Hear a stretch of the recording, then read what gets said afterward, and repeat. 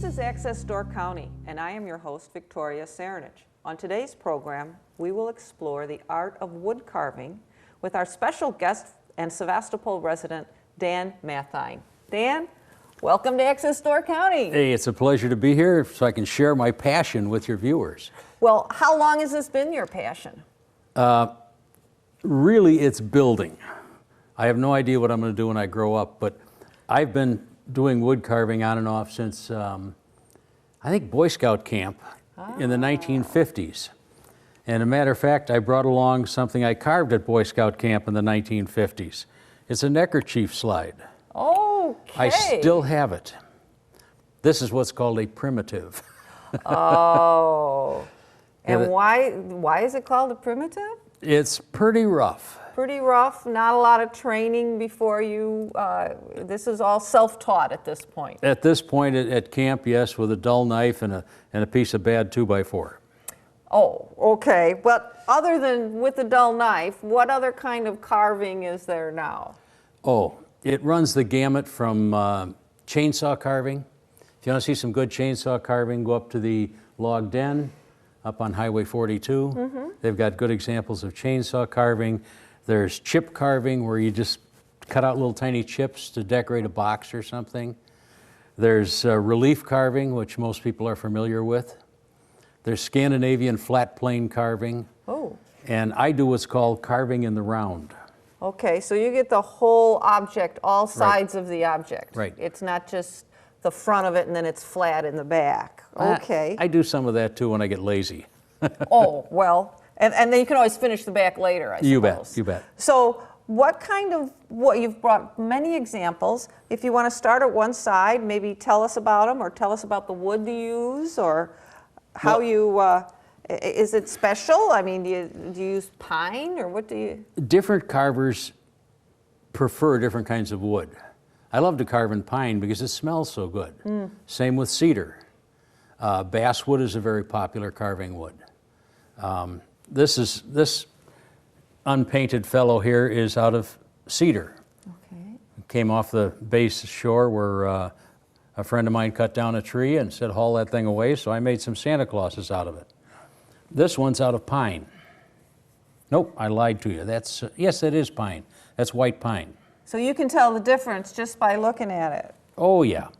And these birds over here, I've just started carving birds. I've only been doing it for about a month. Oh, but really these beautiful. Are out of an imported wood called Jelliatung.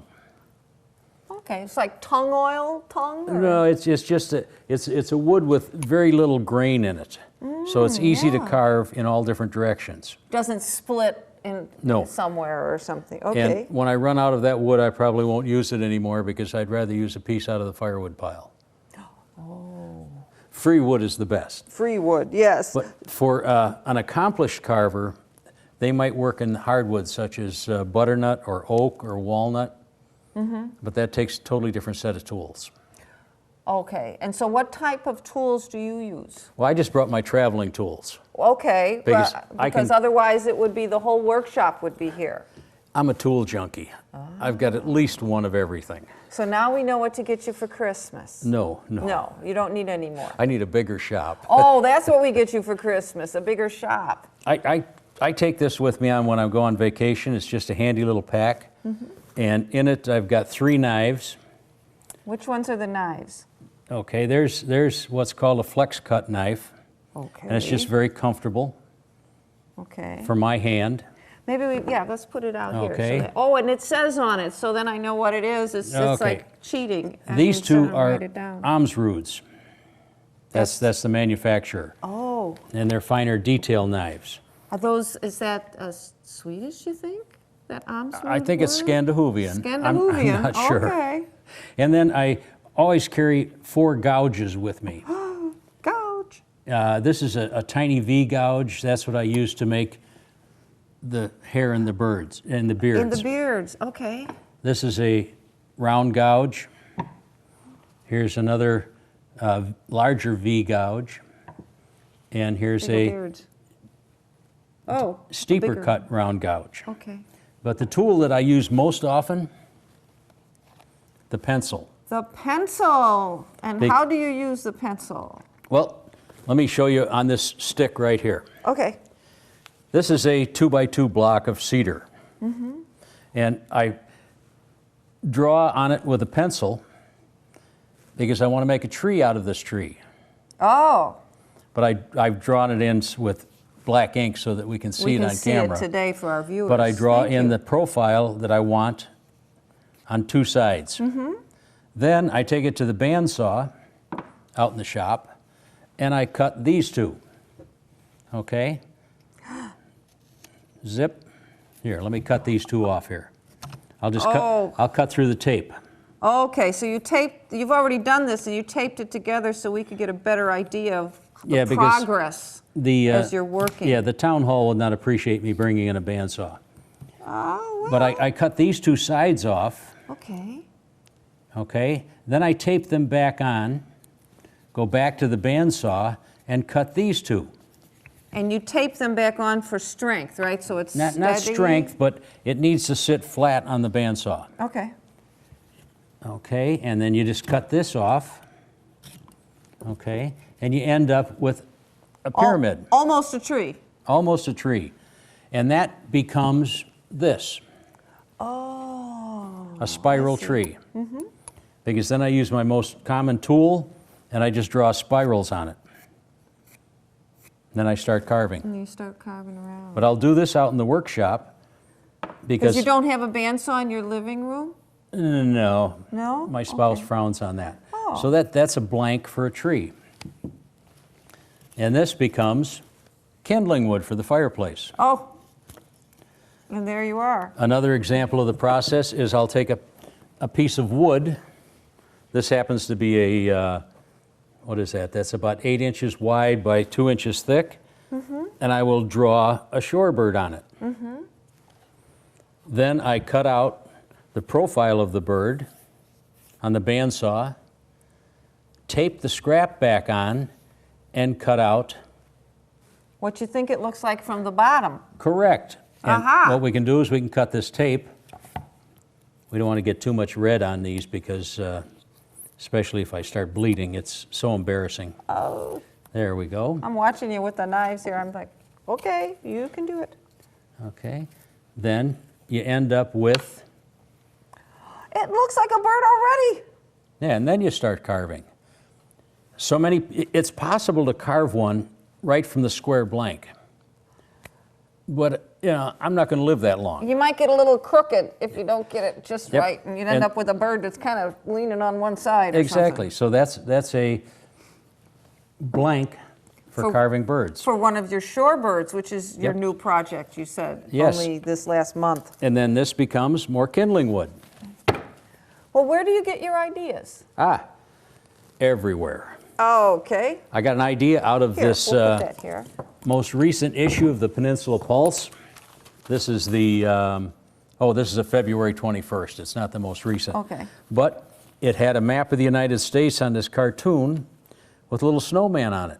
Oh, look, I see one. And, yep, I've been making these snowmen and giving them away for a long time with top hats. This guy has a stocking cap and a scarf. It's a new idea. Okay, so you get to do a new kind of snowman now. I also subscribe to something called Wood Carving Illustrated, which is a bi-monthly magazine that has wonderful, wonderful projects in it and ideas. What have I got marked in this one? Bird carvings.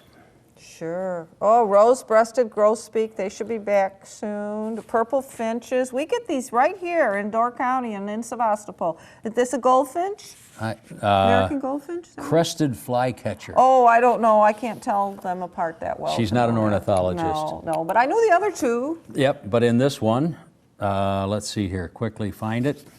Here's pictures of shorebirds. And we have plenty of shore, so we should be able to see some of these. And so these are painted.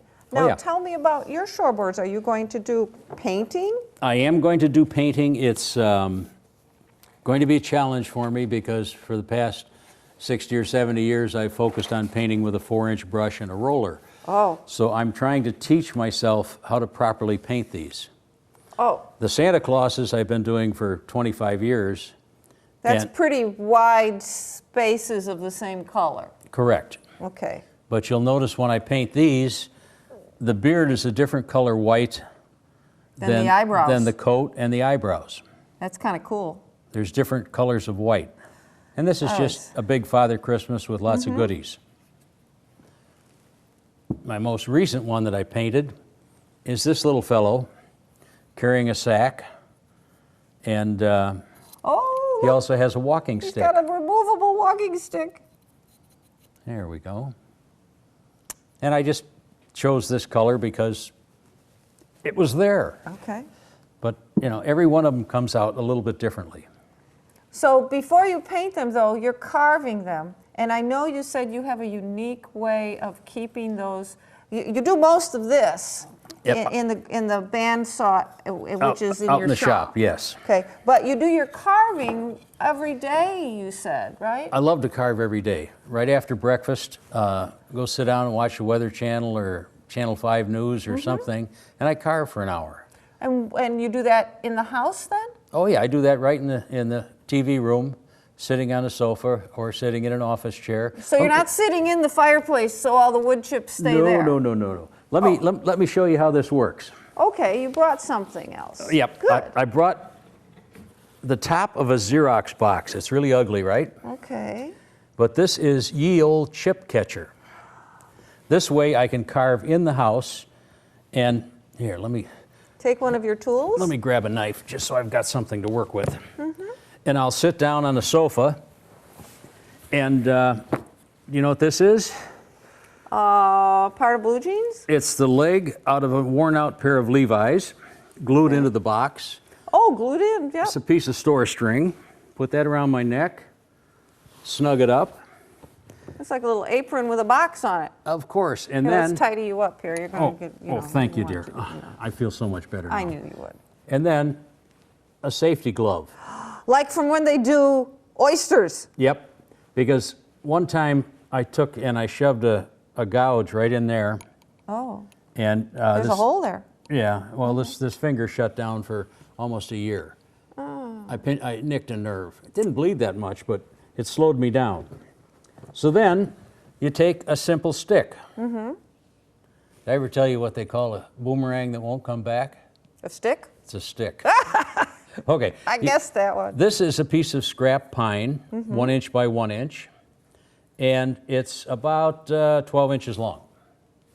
Measuring tool. Yep. And then I grab me that pencil, would you please? Oh, the other tool.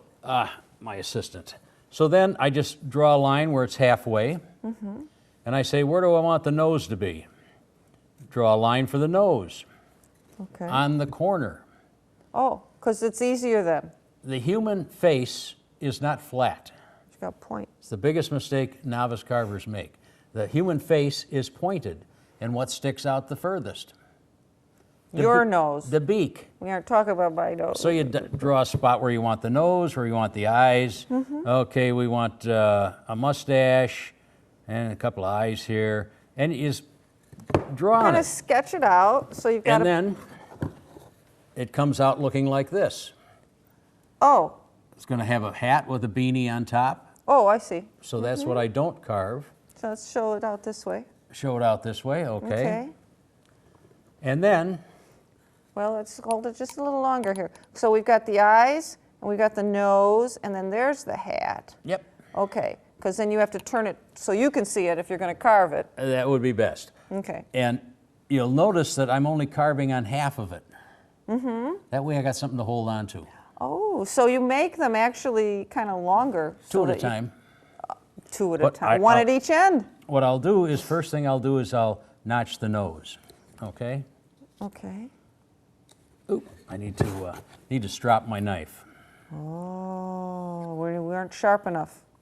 There we go. That's all it takes, just a little bit like that? Yeah, just take the burr off. Okay. But anyway, this is pine. If I was working with basswood, it'd be a little bit easier. But what I want to do is I want to block out the nose and the eyes. Oh. Okay. Do you need a different tool for the eyes?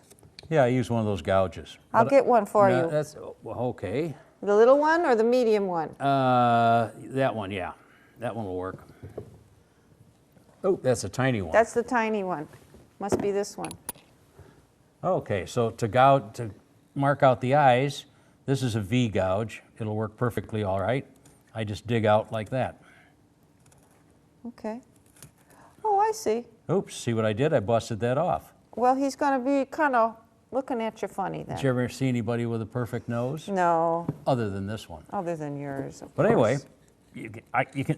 I've done these entirely with a knife, but the gouge is It simplified. already looks like a face. Okay, you work on that for a while, and then you get it to this point Oh, I see. where it's roughed in.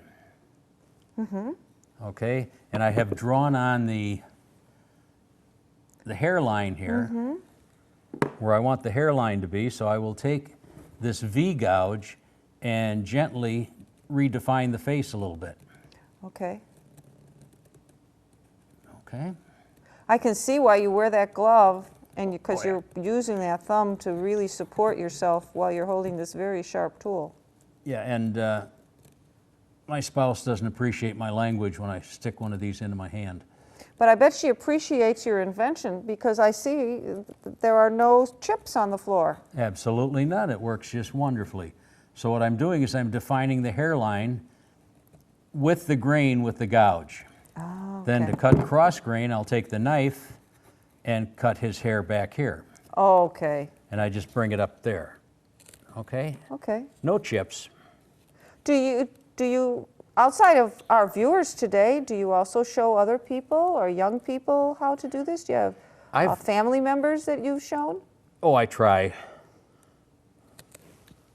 Okay. It's Sometimes they're interested, sometimes they're not. It is a delightful hobby. I favor the quiet tools because I can work anywhere. I can have a conversation with someone. Yeah. The only place I really am not allowed to carve anymore is on an airplane. Oh, yeah. They frown on you bringing sharp instruments. But I'll just take this packet and check baggage when I go on a vacation or something. Sure. You could look at your magazines and pick out what you're going to do. You bet. Anyway, there's the hairline blocked out. Oh gosh, and that makes it seem so quick, but that's only because you know what you're doing. When someone's thinking about it, it's probably more thinking than cutting. I took a class back in '94 from a guy named Gary Larson out of Minneapolis. And I said, how do you get that good? And he said, it's simple, carve to 300. Practice. You bet. We've It's heard like about anything that. else, it's practice. And what this will be, I don't have any finished, but it will be an ornament. Oh, to hang in the tree Yeah. for Christmas. It'll be a giveaway ornament. And when I get both ends carved to my satisfaction, I'll paint both ends at the same time. And Then I hold cut it in half. And then you cut it in half, and it makes it so much easier because you have something to hold on. Now, these are really valuable tips for somebody that was just starting out. I'm sure they wouldn't think of doing two at once because you're not. You're thinking, gee, if I could just do one, I bet. Yeah, well, if you only want to do one, cut your stick twice as long, throw the other half in the fireplace. Okay, there you go. Have something to hold on to, and for Pete's sake, wear a safety Wear glove. a safety glove. And come on over here again and tell me more about your tools Okay. and your safety glove and like how you, This what is- it's called. I mean, safety glove sounds like, oven mitt. That's a fish filleting glove. A fish filleting glove. That's what I Great. use. There's many different brands of safety gloves. Okay. And quite a few carvers will actually use a thumb protector on their pusher thumb. Oh, on the other side too. So you I'm- have one on each hand. Yeah, I'm fairly adept at not using that because I'll use a push technique where I keep both this hand back here, and then I'll just slide that right up there. Okay, so both thumbs are on the back side of the blade. You bet. Okay. How do you keep from cutting yourself? Stay the heck out of the way. And you said, I know you mentioned about sharpening your tool earlier. Is that part also how you keep from cutting yourself, or? Yeah, the sharper the tool, the less likely you are to cut yourself Okay. because dull tools slip. And Sharp ones bite right in. Oh, yeah. Okay. How do Yeah. you sharpen these roundish ones, though? Same thing? This gouge is probably... Gouge, sorry. I'm going to say I've had it for 10 or 15 years, and it has never touched a stone. Most people say, oh, I got to get a sharpening stone. All stones do is grind away metal. But a leather strop, a simple leather strop with some honing compound on it, just takes the burr off. Oh. Okay? So that's like you'd see in old movies with the barber shop, and they're doing the leather strop with the, Very similar. razor blade. But this is a piece of leather glued to just a wooden block. This one's just 8 inches long. They come 8 or 12, whatever size you want. Also, other tools I brought with. Oh, good. Here's another travel pack. These are minis. And these are excellent for defining the eyes. Oh, okay. So we have one with Let's small eyes? grab Mrs. Claus here. Okay. You know, Santa is a married man, Oh, yes. and I think he's probably Swedish. But anyway, Mrs. Claus has very finer features, and she's got fingers, and all these are defined with mini tools. Okay. So you Yes, I see tiny little eyes. You wouldn't, that big one, when we tried to do his eyes before, we made his nose crooked. Oh, yeah. And then occasionally I'll do something whimsical, like Santa sitting in a rocking chair. Oh, He sits perfectly still, right? Till he leans back. Oh, how fun. So he's kind of interactive without batteries. Without batteries. I don't do batteries. Okay. So what do you do with, you have so many and you don't, every day you're carving something. What happens with all of your babies here? Well, I might carve 10 or 12 pieces a month. I like to keep at least that many.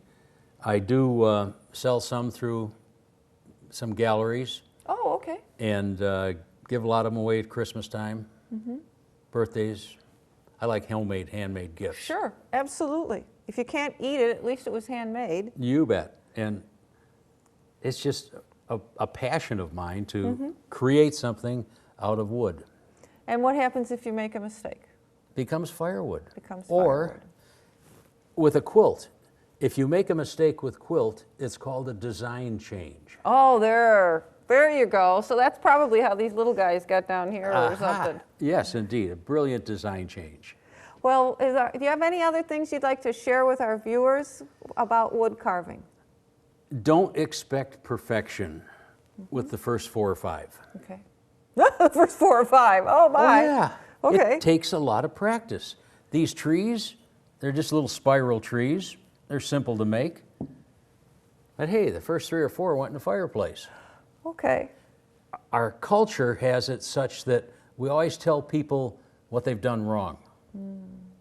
So don't show people what you do for the first few, because you want success, which breeds success. You know, you went to school, we all did.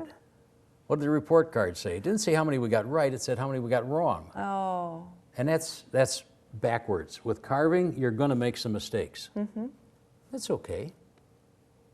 Well, thank you very much for sharing that with us today, Dan. It was a treat to be here. And we agree. You have been watching Access Door County with Dan Mathein, and we've been talking about wood carving. Access Door County is carried exclusively on Sevastopol Channel 986. Thank you for watching.